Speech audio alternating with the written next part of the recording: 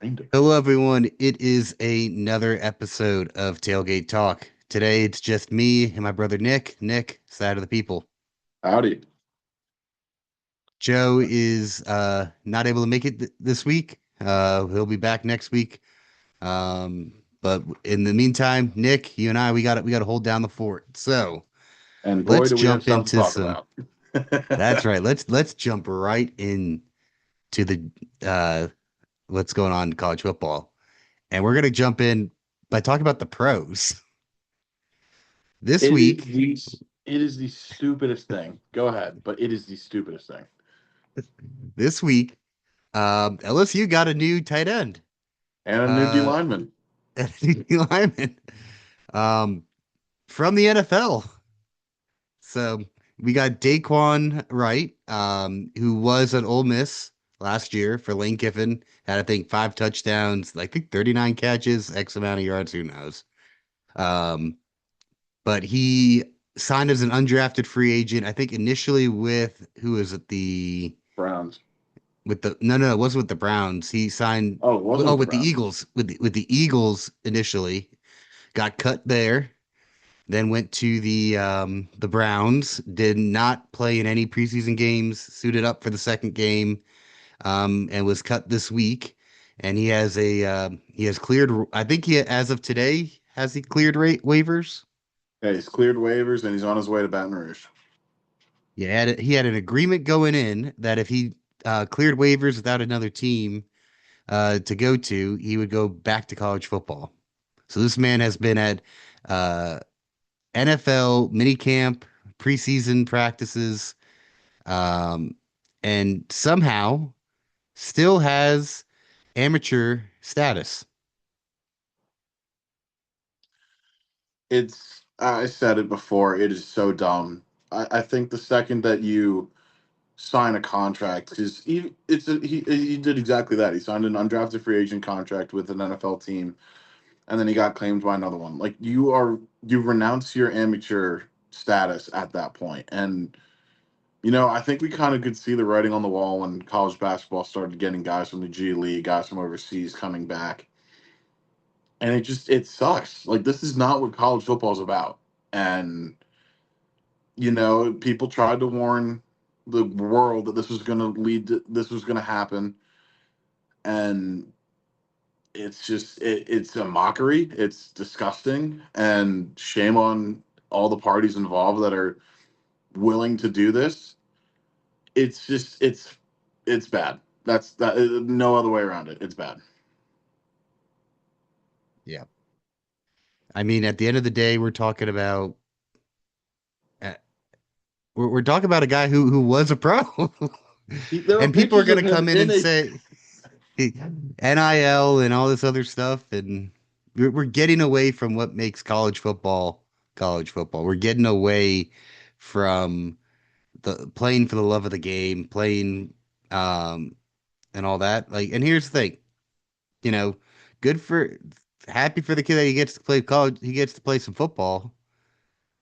But this is why your coaches should have the best interest in telling you where you're going to land and do that. And now I think there's a little bit of a kind of nuance here where he is part of that class that I think they just sued the NCAA to get a fifth year, It was and got 2022. that granted.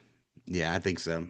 So they just because of the latest ruling with the whole COVID stuff and everything else, adding 5 years of eligibility to basically everybody. I don't know when that runs out. If that so You adding in got to that stop extra it. year of eligibility, adding in the NIL has just it's extended and extended and extended the college experience, which has helped to blur this line. And that's a great point because that's exactly correct. Like COVID happened in 2020. Like why is the class of 22 getting an extra fifth year? Because like is that doesn't add up. Like it was in 2020. That was when the season got cut short. That's when players opted out. I understood giving those players an extra year of eligibility. Fine. After that, these kids were in high school when that happened. They were sophomores in high school when COVID or maybe juniors in high school when COVID happened. Like it, there's no reason for them to gain an extra year of college eligibility. And not for nothing, they're taking away a spot from college eligibility from like current players. Like that's the part that no one I think is really understanding is like there are kids on those rosters that are losing playing time, are losing potential roster spots because of a pro player coming back to play. And it's just it's like you said, it's not what college football is about. And you know, you said I liked what you said where if it's on the coaches and his representatives for telling him he could go to a certain place and maybe that wasn't where he wanted to go, so he's trying to go back and better. Like, I'm sorry, you had your shot, you went for it. It's just not right. If you have pictures of you in a pro uniform, you should not be playing college football. That's my opinion. So this is the thing, like, what do you have to do this year if you're Daquan in order to be able to make it as a pro next year? Like, if you still get a draft grade of being an undrafted free agent, you don't go anywhere in the draft and you don't make another team again, what was the point? Did that extra year do anything? Well, maybe it's just an extra year to play, like you said, an extra year to play football and an extra year to collect NIL. That could be it. I think the main reason is to bolster the draft stock as much as possible to try to stick next year. And from the football perspective, I get it, but from the morality of the of and the sanctity of the sport, that's where I have the problem with it. And the was I'm trying to think of exactly what I want to say here. The next kind of bit of ownership too comes down to like what's his backup plan, you know?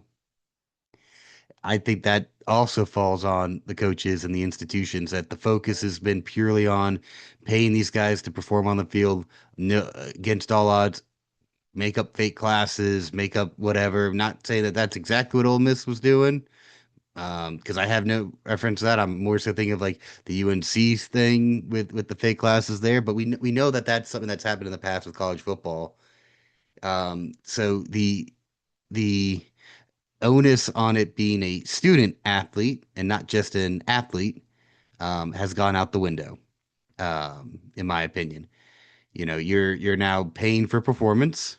You are incentivizing them to. I mean, I think I saw Lenore. Did you hear this? Lenore Sellers, this year, he's his fifth year. The man has no classes. He is interning at a golf club in Colombia. That's what he's doing as a student athlete. If that's true, again, I got to dive a little bit more into exactly if that is the case or not. But if that's what we're at now, where we don't have, it's not even feigning going to class, then good Lord, we have lost the plot, and Well, and we've lost the ability to teach these young men the importance of a high level education and to set them up for life after football. for Lenoris, it depends on what his major's in. Because if it's like facilities management, then I mean that's kind of it fits, which would be hilarious. But I see what you're saying, and it's definitely like I mean, growing up, our parents always told us exactly what you said. Student comes before the word athlete. Like you have to get your grades in check. You have to know what you want to do because sports don't last forever, and obviously these people are a lot better at sports than we are. Uh, where they're in the position to potentially get pros and pro look. But yeah, it's definitely it's sad that it's gotten to the point where it feels like major college football they don't care about the academic side except for like the higher like the Ivy Leagues, Northwestern, all those types of schools where um it's just football. Like I did you found check. something. Barstool Sports has as reported as of the 19th of this month that it is true that Lenore Sellis doesn't have any classes this semester. His only commitment outside of football this semester, an internship at the Partee Golf Center in West Columbia. Just facility management and stuff like that, cutting grass, picking up balls like that is the quote. that from Lenore Sellers. That's where we're Rivalry at. We're aside, rivalry aside, at he's not doing that.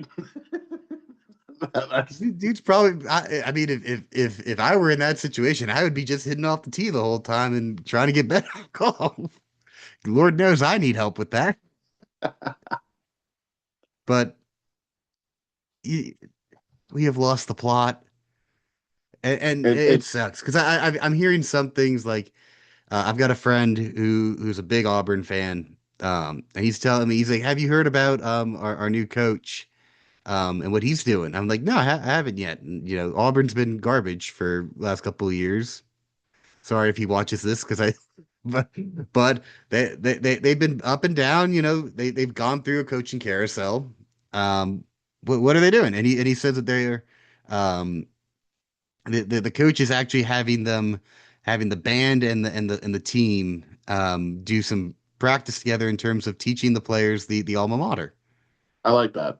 I like that. Right. Like it inspiring the tradition, bringing back the want for um school pride and all that. Honestly it's something that is small but speaks a lot in terms of you're going out every Saturday knowing that you've got X thousand number of students alongside you who are rooting for you. It just continues to drive to maybe bring you back from all about the money to this is about the school. This is about the program, your fellow students, fellow student athletes, all of that. It's bigger. Football has always been something that's bigger than just the people who play it. It's a community thing. You look at Friday Night Lights in high school, like you can make any parallel you want. It's a reason why we love this sport so much. We want it to stay pure. So it just, that it heartens me to see a story like that. Now I'm rooting for Auburn to play better this year. Be pretty funny if they win the Iron Bowl, and I'd enjoy that a lot. But then you get these other stories of guys that are going to the NFL and not making it, and then they come back and it's just and this is put aside that Clemson's playing LSU week one. Put aside that it's the just we're losing the plot. Yeah.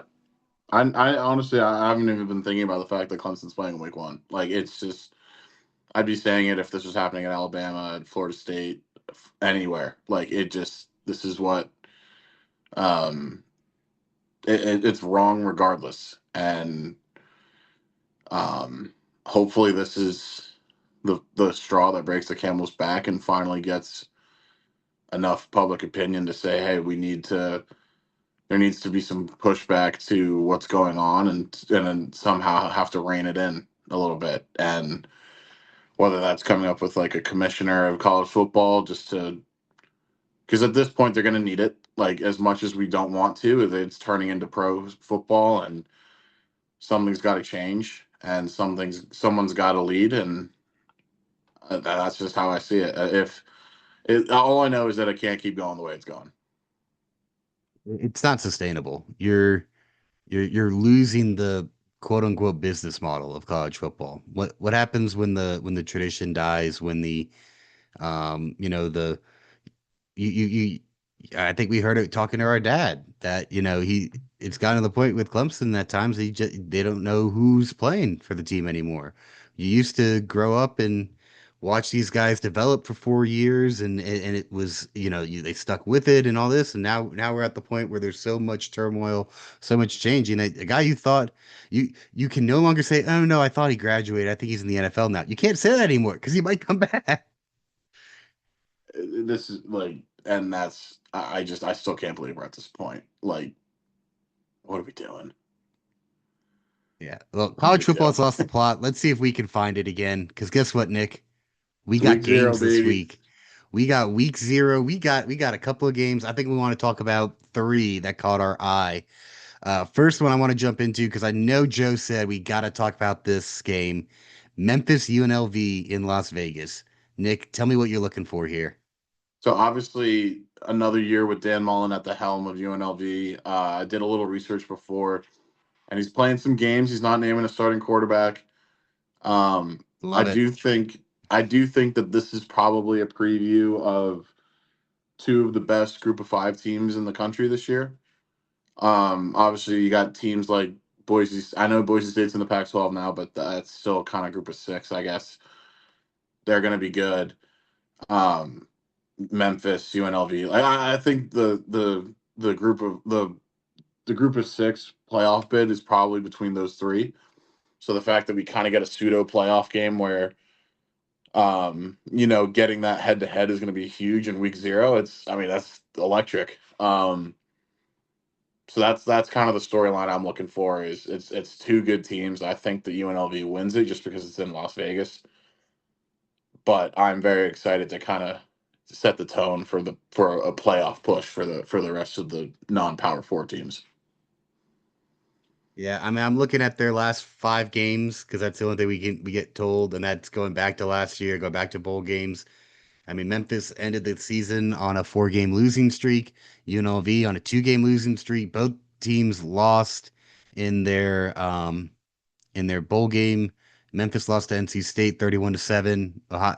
Ohio was able to uh beat out UNLV 17-10. Like new teams, new things. That's so you got nothing to really work off of that. I bring that all up, and I mean, throw it out the window doesn't mean jack.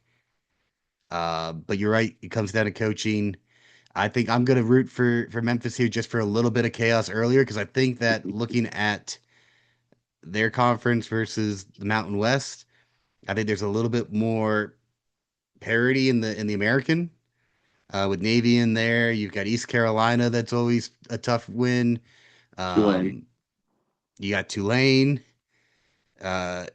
You've got Temple's always a tough team from Pennsylvania. You know, Army's there too. Like you've got a bunch of teams that are going to grind out games. I think it's a little bit more of a slog in that conference, and so I think a win there actually just makes it a little bit more interesting when it comes to the playoff picture down the road. So I'm rooting for setup down the road for that. But UNLV is a really good team. I think that they are the front runners, like you said, for the Mountain West. It's going to be a game to watch. Next up, we've got NC State versus UVA, and this I don't think is a conference game. I think it's because I think they're running it back from last year, which was a non-conference game. So I believe you're. Yeah, I think it's just best or bet. I want to say best on best, but oh, little shade. Tony Elliott off coming off a great year last year. Um, NC State's got not Dan, sorry, Dave Doran, who's just consistently Dave Doran at that school. Uh, it's in Charlottesville. I'm liking Virginia in this game. I think that uh, the more and more I think about it, I think that Tony's got that team in the right direction. With it being at home this early on, I think you ride that momentum a little bit more, and I think this is going to be an interesting game to see because it doesn't impact the ACC standings. Mhm. So what does this do? It potentially gives you a conference win or not, but another win to just help you in rankings. But other than that, this is football for the sake of football. Yeah, and it's definitely going to be tough. The fact that it's in Charlottesville, but I think NC State kind of, they're coming off a down year even for their standards. I do think that having the third year quarterback, I'm trying to remember his name, and I'm blanking on CJ it. Bailey.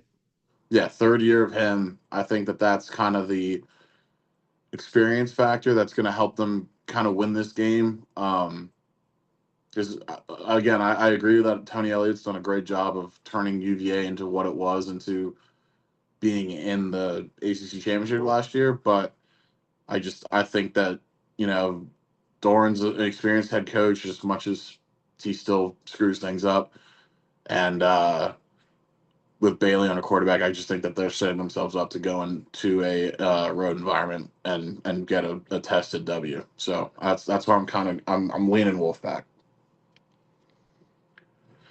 What are you looking to learn from this game? Kind of. I think that even though it's not a conference game, it's obviously two ACC schools, so it's definitely going to be the first indication of how this is going to look for the conference itself, because obviously UVA coming off of an appearance in the championship game, I do think that they're kind of going to regress a little bit towards the middle of the pack, and obviously NC State coming off that tougher year, I think that I think they're going to be better than they were last year, and I think it's going to be another middle to high end at finish for NC State, probably in like the 5 to 6 range if I had to guess. So I think that this game is going to kind of set the tone and really kind of offer that first glimpse into what the ACC is going to be this year. If they both look good, then I think that the ACC could be underrated going into the year, and then I think if they both look bad, and it's like, oh my god, what are we doing? Get this off my television. Then it might really just be Miami and everybody else. So I think the depth of the ACC is going to be shown, and I hope to God it's a good game. But that's kind of where my mindset is going into this one. Yeah. I yeah, it's just it's hard to tell. That's kind of what I come back to. I'm trying to figure out where it is. I think if it's a close game, I think that's indication of just more parity. Mhm. Um, I but even if one team blows out the other, I think that it's going to be hard to really tell this early on what type of team you have. Yeah, Um, so it's interesting. I asked the question, then I'd say I don't really think there's an answer because I just think that you're gonna it's uh also week 0, so like yeah. I do think that if we can get like a 31-28 game where you have some moments of offense, but also some moments of defense, I think a blowout would kind of be indicative of like, okay, I don't think we'd learn much from it because it's like, okay, it was one team really that much better or not. Um, and if it's a low scoring game, then I just think that both teams suck. That's just my personal opinion. But if we get Nah, man, defense wins championships. it does, but not in week 0 in Charlottesville. It's always week 0 in Charlottesville. I don't even know what that means, but screw it. We'll go with it. Oh God. All right. Well, moving on. Last game I think we want to talk about. It's of course, the Irish game going on. Start the season in Dublin again. We're rolling it back. I love that we're playing in Ireland to start the season. This is what better culture fits college football than the Irish. Scottish. But even then, it's close. Who's the other one you said? The Amish? Scottish. Scottish? Scotland. I don't know. I think I they're don't know, both man. very. I think they're both similar. They're cut from very similar tartans. But I don't know. In my opinion, when push comes to shove, give me the Irish. Um, there's just something about it. This is going to be awesome. We got North Carolina, TCU, August 29th at noon. You best believe my butt will be firmly planted in a couch watching that game. Nick, what are you looking forward to here? We've got two Power Five teams playing, or Power Four teams playing in the Aer Lingus College Football Classic. What are we I'm looking for? inter- I'm interested to see how TCU looks post Josh Hoover, who's now at Indiana. I don't know if this is necessarily going to be a test for them. I think that North Carolina is very, very bad. I think they could be in contention for the worst Power Four team in the country. It's just as a Bill Belichick hater, this is music to my ears. I love it. He kicked my behind twice a year at least for my entire life, and getting to revel in this, and Clemson plays Belichick this year. I'm going to be enjoying that as well. Um, their GM is on leave for something. It's a cluster. Uh, I can't say that word. It's bad. It's a dumpster fire. Um, yeah, Thank you for I keeping think us clean. yeah, I think TCU, and I'm just so happy about Belichick sucking. So give me TCU here. I'm very excited to watch this, and I'm interested to see if TCU could turn the corner and kind of creep their way back into Big 12 contention. I don't think it's necessarily going to happen this year, but if they keep, there's something about college football and what's the name of the town they're in? One next to Dallas, Fort Worth. When the Horned Frogs are good, it's electric with the Toads. So I hope that they can get back to national relevance. I was just looking to see one of the fun things about this game is it being in Ireland means that there's a chance for teams to have fun uniforms. Mm-hmm. And so I'm looking to see who has the cooler uniforms. So far, I don't really see anything for UNC. So that's a negative for them. And meanwhile, TCU has put a Irish clover, a la Rose Bowl, in the mouth of their horn frog on the side of their helmet. So Electric, let electric. me roll with TCU all day long on that. They took the extra effort, they made the extra decals, they get my vote. Love it, love it. That's the analysis that the people tune in for. I am, if nothing, if not consistent with my life. In all that I do, it's very simplistic, but it's the truth. It's my truth.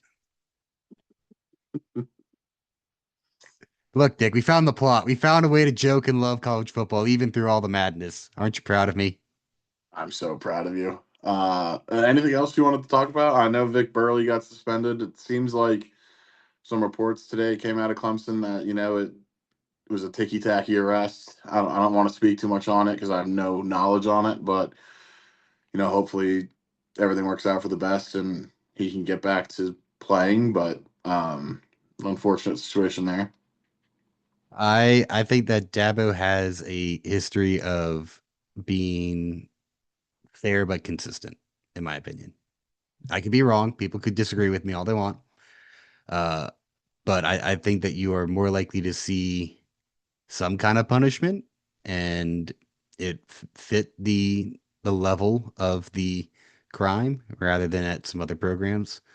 Um, Again, if you're saying that it's ticky tack, then I don't think he'll be off the team, but I definitely think he'll have to earn his way back on. So maybe it led to fire for the rest of the team, and I hopefully that's what happens is that there's a rallying around the rest of the team in order to say like, look, we got to come together as brothers.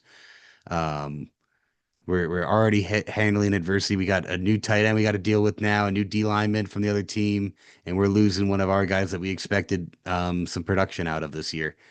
We got to find a way to compensate. We got to find a way to come together, and maybe it spurs you on to something special. But Mhm. at the end of the day, if you've got a coach that you trust, at the end of the day, I think the coaches need to be responsible in how they handle, regardless of which program we're talking about. You gotta have some kind of discipline. We got to find a way to reel players back in. It's harder to do now because of the NIL, and all this other stuff that's going on outside of the lines. Uh, but at the end of the day, it's your team. If you can own it and you can instill that discipline, then it's something that you can rise above. I That's all can't I say got. it any better. I can't say. I mean, that was perfect. It is what it So is, maybe a man. little, I speak the truths. My except truth is the truth. except when it comes to Iowa football. That truth is still my truth, and it's still right. Go Hawkeyes! Forever 22nd in the AP poll at preseason, and in my heart, and they will always live that way. Exactly right there, right on the cusp of being really good. They could just find a quarterback and an offensive scheme that looks past 5 yards down the field. I'd be ecstatic. Oh my god, that'll be the day. And it always will come one day. One day it will. I'll just perpetually wait. But in the meantime, as always, go Tigers Go Tigers. and go Irish for Joe.